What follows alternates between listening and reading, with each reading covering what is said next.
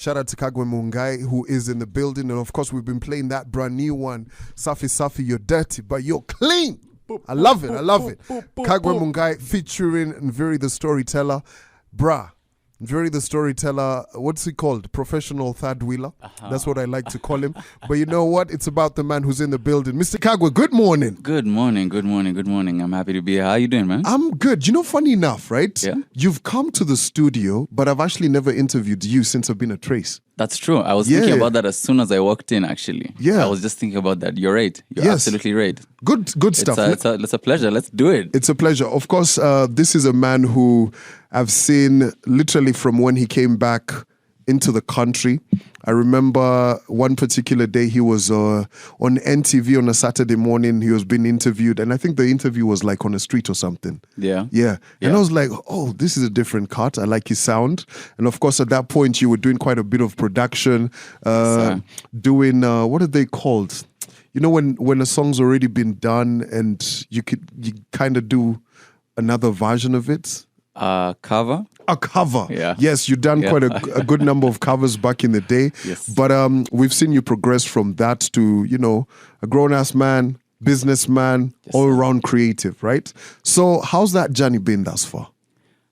It's kind of crazy, man. Next year it's gonna be 10 years, you know. Yes. And it's strange because there's a lot of, I guess, progress, like you said, that has been made in that time. Mm-hmm. But I also still feel that there's still quite a way to go, you know. And I keep telling my friends, I was talking to Nameless the other day, and I was telling him that I feel like I'm a middle child, you know, because I'm not kina. You're not Nviri. I'm not Nviri. I'm not Kahush, right? But I'm also not Juakali, and I'm not Nameless, right? And so I'm that awkward middle child. Yes. And I like it. It puts me in a really dope position to be able to see a lot of perspectives. And I think that is what creates the best art, perspective.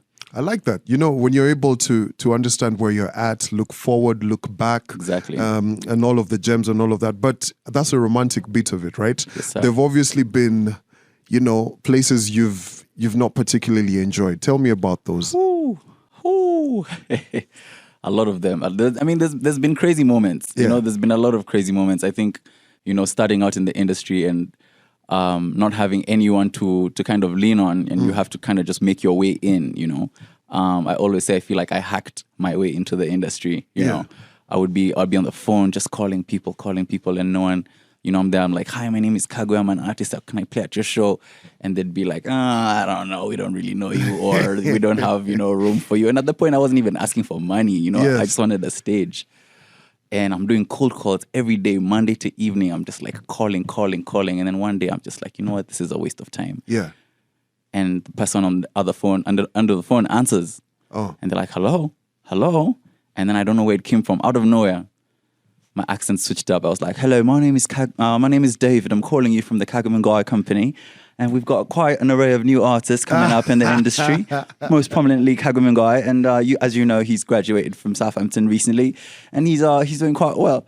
Then I started getting shows, right? What? Yeah, bro, I'd go places. People are like, oh my God, bro, I spoke to David. He's amazing. Your quote-unquote management. Exactly. Fam, let me tell you, I love that you're sharing that story because I used to do the same as well, right? You know, whenever I'd write emails, you know, on this whole influencer tip and content creation, it's very, very important. You have to position yourself. Yeah. Why I like that we're having this conversation, of course, something that is currently happening, of course, Kanye West and the documentary Genius, right? Yeah. And I think a lot of people have already watched episode number 1, you know, when Scarface was like, nah, that is garbage. I don't want to listen to that. Yeah. And now the relevance at which, you know, you're saying the cold calls and everything and people not really giving you time of day. Yeah, dude. But what was the game changer for you? You know, honestly, if I had to chalk it down to like one thing, I would say faith, man.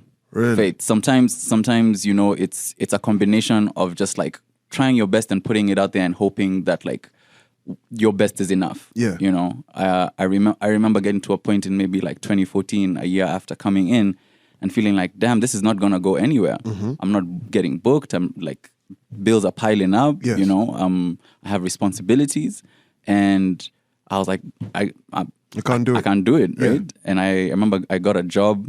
Somehow I got hired, you know. Yes. And I'm first day in that meeting room, and I'm just standing there as my boss is giving me my job description, telling me this is how it's gonna go, this is how it's gonna go, right? Yeah.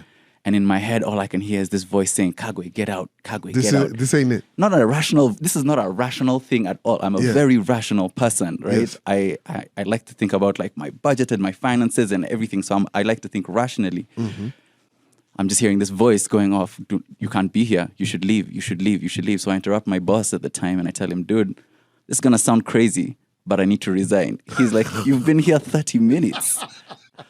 30. The audacity. He's like, "Did someone say something to you?" Yeah. And I'm like, "I can't explain it, but I can't be here," right? Yeah. And I'm going down the elevator and I'm thinking, what have I just done? Why would I throw away such a great opportunity to have money in my pocket and like support my family? Why would I do that?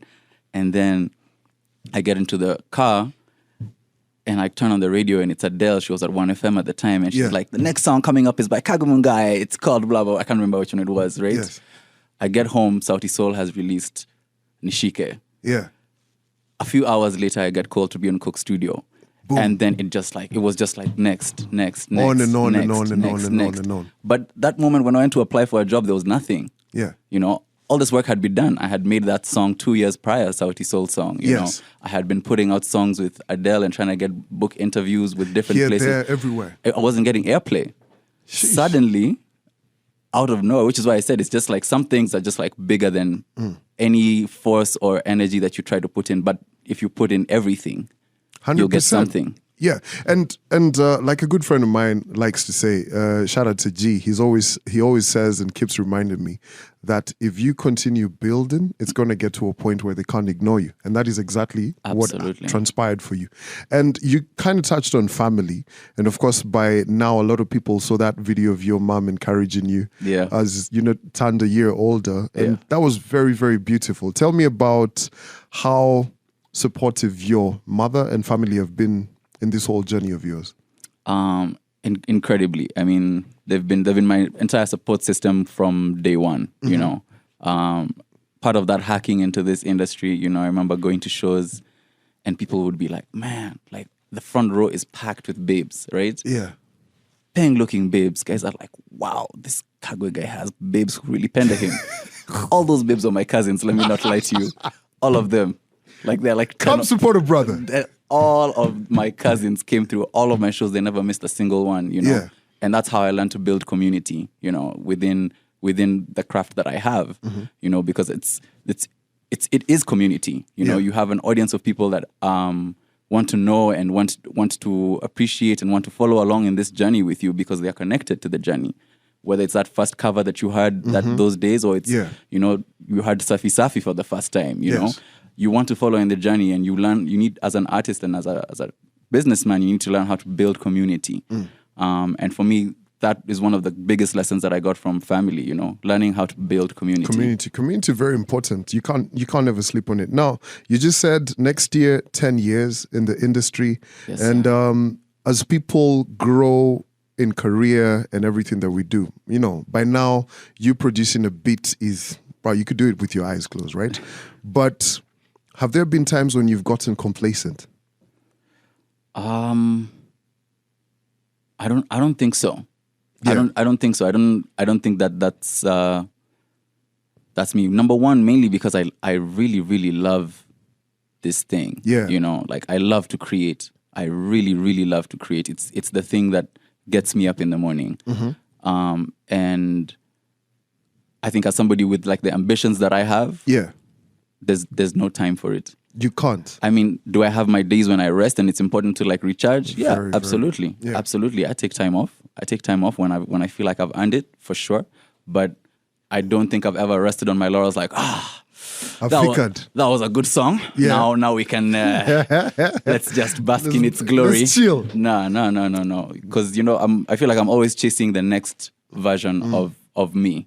Right. And I think that's how you continue to evolve, is that like, okay, who am I trying to be in the next 10 years? Right. Like I said, we're approaching 10 years. Yeah. There's a 10-year version of Kagwe that I'm now chasing. So I'm not competing with like industry guys. I'm not competing with Wizkid. I'm not competing with Drake. There's a 10-year version of Kagwe that I'm competing with. I mean, from the conversations, whenever we chop it up, you and I can definitely let people know you're quite the visionary and you're a go-getter, right? This man right over here, such a genius, such a visionary. Now, you've transitioned over the years, music, business.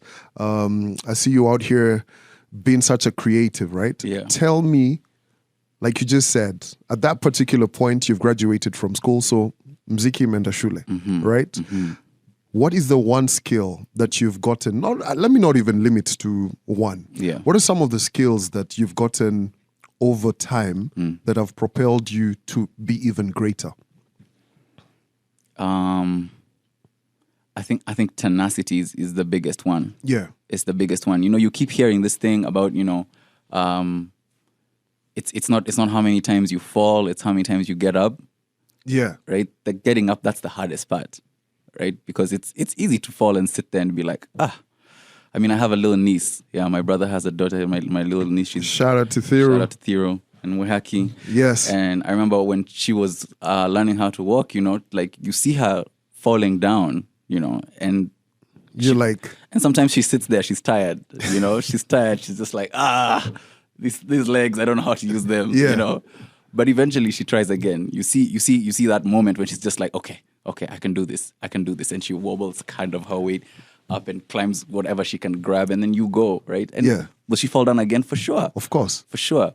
But that's a part of the journey of learning how to walk. And so I think the tenacity, the will to keep going, that's the thing that I think has been my greatest asset, my greatest learning, the greatest skill that I've picked up within my life.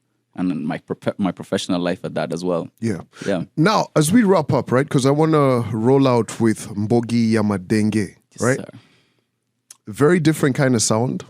I didn't expect you to do that collaboration, but tell me, how are you going about this music thing? I see you collaborating with so many different acts and all of that. Is it part of the greater good to, tap into different genres, or give me the method to the madness, basically? Yeah, man. I think I'm a fan of music first, right? So even before I became a professional artist, I was a fan of music, right? And as I continue to be a professional artist, I'm still a fan of music. So Benzema's music, I'm a fan of it. Shout out to him, man. I actually, I really like his music. He's crazy. Yeah, I also really like a lot of the other Gengetone stuff that's happening, all around. I'm not gonna do Gengetone in the way that they do Gengetone, because that's unique to them and that's true to them. And so I have to be true to myself when I'm making Gengetone. And so I remember one of my friends was telling me, now Mbogi Yamadenge, it sounds like a bougie version? like a bougie Gengetone. And I was like, yeah, that's exactly what it is. Yeah, let it be so. Yeah, exactly. This is like refined and just like creme brulee Gengetone, There you go. Exactly. You start with a starter first. Exactly. Now, what can we expect, man? I mean, it's a rather obvious question, but you just dropped that brand new one. Shout out to you and Viri the Storyteller. Shout out. Are we gonna get some more music this year? Now we're outside, literally, bro. Oh yeah. Yeah? Yeah, absolutely, man. There's a lot more music coming, a lot more shows, a lot more production, a lot more production stuff coming, a lot of just exciting creative concepts coming out of our company, OB Africa. Shout out to you guys, man, doing a good job. Yeah, we just rolled out this Stand Chart commercial. Hey, yeah, big money. You're buying breakfast out here on Business Daily front page. Guys, tell him. You need to stop playing with me. We're entering the 10th year. By the time we end at 2023, this time next year, we'll come and I'll sit here across from you. Bruh. If you'll be here next year, if your ambitions will still be here. Yes. We're building something over here. We're gonna see, I think, a lot of growth, a lot of change. Yes. But mainly impact. That's my main thing. Impact on a countrywide scale, on a global scale. I love it.